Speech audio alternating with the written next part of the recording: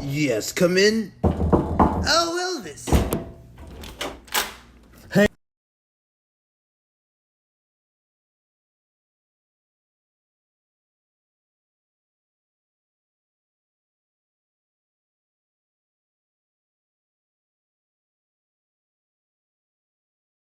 And if you let this film become a reality, baby, well, I tell you, well, this is gonna be the greatest motion picture ever made. Not only will it make twice as much back, but 3 times, 4 times, 100 times, 1,000 times. So would you give it a chance, please, Mr. Producer Man? Please? Yeah.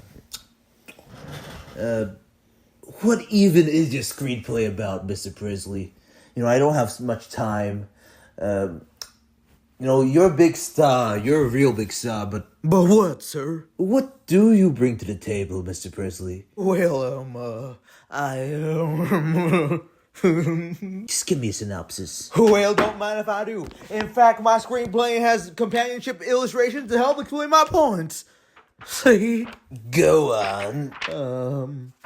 So anyways, this story is called, Cobbler Crazy, and it's based off of the Grimm Brothers fairy tales, with the little elves they cobble shoes together. But this time it's in the modern day area of 1960s, and I play a shoe designer, a shoe cobbler, but he makes model shoes for ladies. For ladies with beautiful feet, and he only does ladies with beautiful feet, specifically ladies with beautiful feet. And he makes shoes for them. Okay, a modern-day adult adaptation of a fairy tale. That's very unique. I had never heard of that before, but I really do think it's something new and refreshing. Mr. Presley, that's why you're the best in the business. Go on, tell me more. Tell me more about the Cobbler Elves. Well, thought you'd never ask, because the model shoe guy, he makes such good shoes, but the problem is, he doesn't feel like he's making them. He feels like he's cheating. But he always does make them, so he doesn't know why. And he starts seeing strange things at night. Little fairy man, but he doesn't believe it. He thinks they're just victims of his imagination, He finds his cupboards, all his snacks been eaten, all his wine's been drunk, so he doesn't know what's happening. Well, that's where the Cobbler Elves come in. And I also play a double role, like in Kissing Cousins. Yes, everybody loves Kissing Cousins. Go on. And I played the Cobbler Elf King. And every night they wake up and they fix up all his shoes. He's a good shoemaker, but he doesn't make them good enough for their Cobbler Elf taste. Yeah, And now every night the Cobbler Elves they go into his workshop and makes his shoes even better, make them sell even better than ever. That's a witty satire I've been thinking up. You know what I mean? I like it. It parodies the music industry, but in a way that makes the producers seem like a positive, which is the case, of course. But I like it. Go on. I really like the story so far. And me as a king cobbler elf, I sleep in a giant shoe, a giant lady's shoe, with blue velvet, a violet lavender, lavender velvet.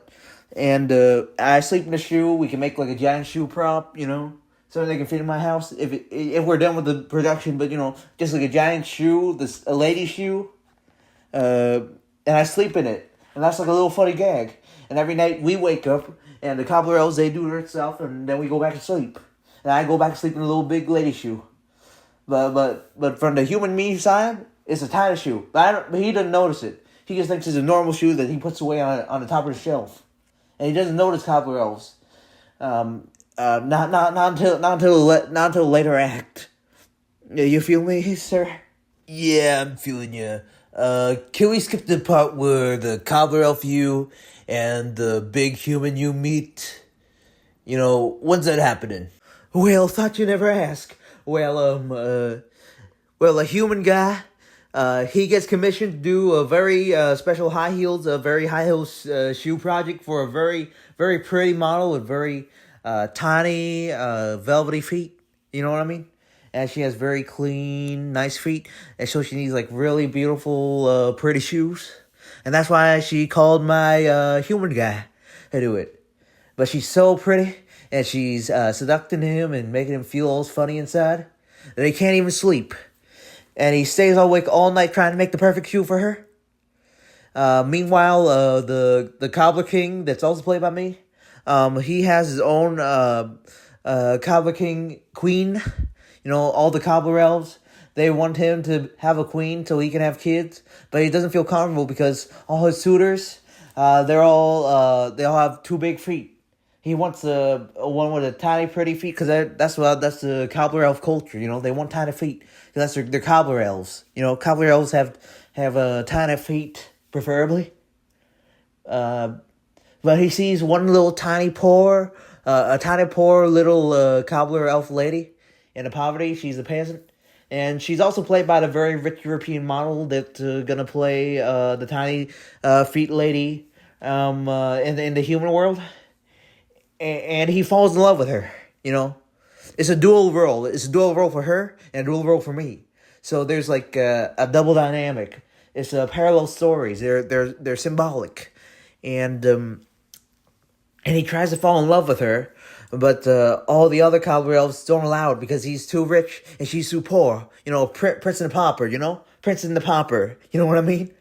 And one day, when the human shoe designer is going to sleep, the Cobbler King, he gets jealous of him because he thinks that he's lazy. He does nothing all the time, and he gets a pretty woman, and he doesn't get any pretty women.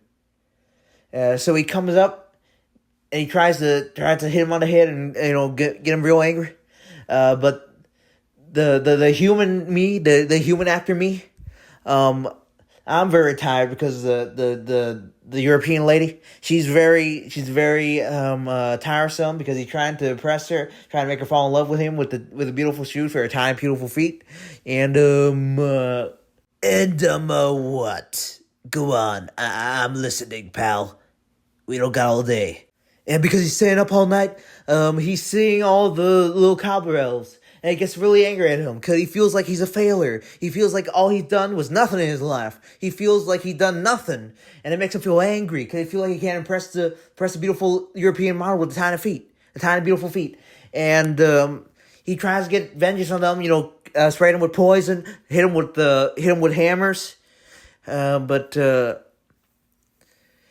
And the Cobbler King, he gets really mad because he doesn't want his kingdom to be destroyed by the angry shoe designer guy that's played by me, and I played a Cobbler elf too.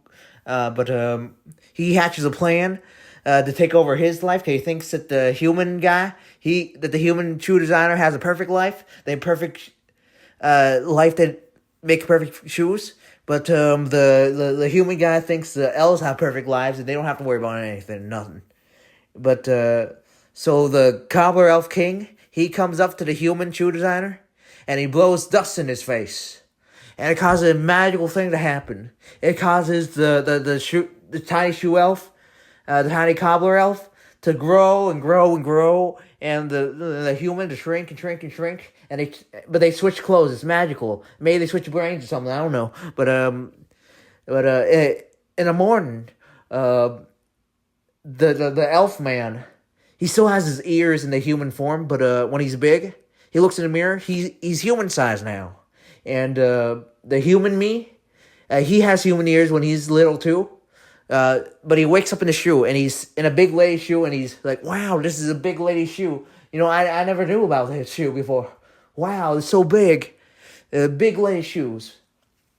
And they try to take over their lives, The human tries to be the Cobbler Elf King, and the Cobbler Elf King tries to be the human. A decent second act build-up. What's going on now? How's your love interest? Well, the elf-sized human, he finds out that all the Cobbler elves, they don't have good shoes because they only know how to work on big shoes. They work on big shoes together, but they don't work on little shoes. They don't work on little shoes for little people. But because he's little now, and he knows how to make big shoes by himself, that now he knows how to make little shoes, and he makes little shoes for the little elves, and that's how he realizes that he's worthy and he's useful, because he can make regular beautiful shoes for ladies and guys if he wants to, just regularly and perfectly fine, with or without the elves. But Uh, but uh, but the cobbler elf in the human body, he realizes how stressful the shoe designer's life is, how hard it is to get the European model, who's also playing the peasant cobbler elf lady, the beautiful shoe model, and he's trying to impress her, but he realizes how too hard is it. So he realizes that the human's life is very stressful, and he needs them because they work together. They're a team.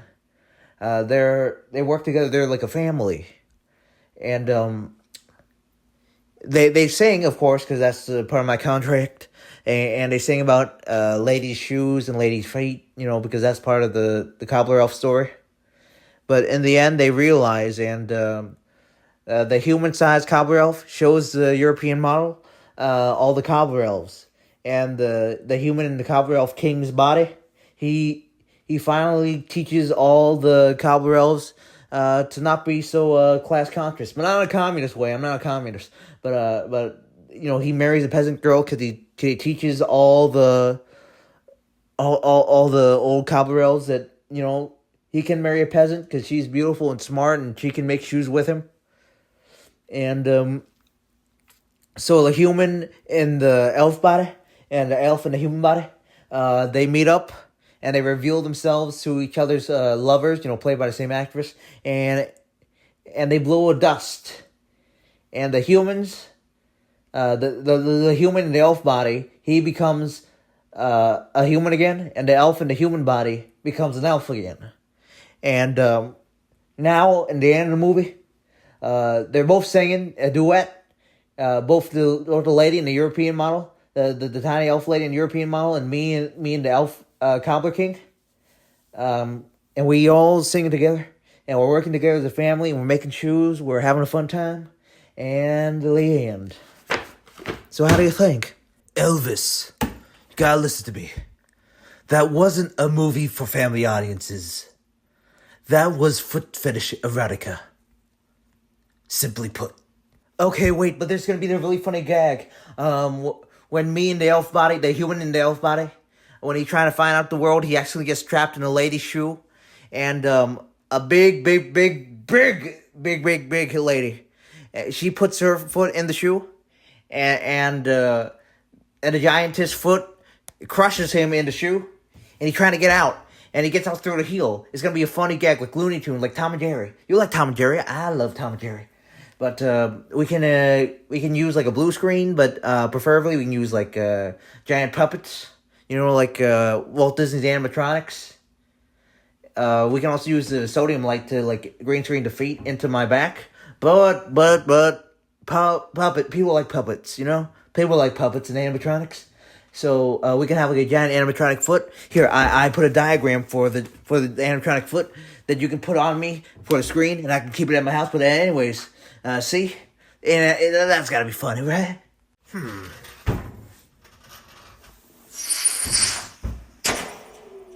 You really convinced me today, Elvis. This movie's gonna be a smash hit. I just know it. Just the humor. The characters, at first I was a little skeptical, but I'm really loving it. I thought it was a foot fetish. It is, but we can work this out, We're trying to sell shoes anyways. I get a shoe company on here, we can work it out, maybe Adidas, So you're making cobbler crazy? With the giant lady feet and the cobbler elves and everything else? It's on. We're making a movie now. Oh, we're making a movie. We're making cobbler crazy with cobbler. We're making cobbler crazy. We're making a movie. We're making cobbler crazy.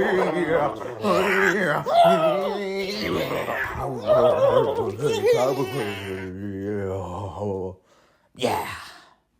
Well, baby, I just want to suck on your feet. Let me suck on your toes, baby, and it will be neat. Oh, baby, let me suckle your feet. Let me suck your feet, 'cause I'm Elvis Presley and I have a foot fetish. Look it up. I have a foot fetish, and I'm Elvis Presley, and I have a foot fetish, and I want to suck on your feet, cause I'm Elvis Presley, and I have a foot fetish. Let me suck on your feet, let me suck on your shoes, let me suck on your booties, let me suck on your shoes, let me suck on your toes. I live to suck on women's feet, if they're pretty and small, or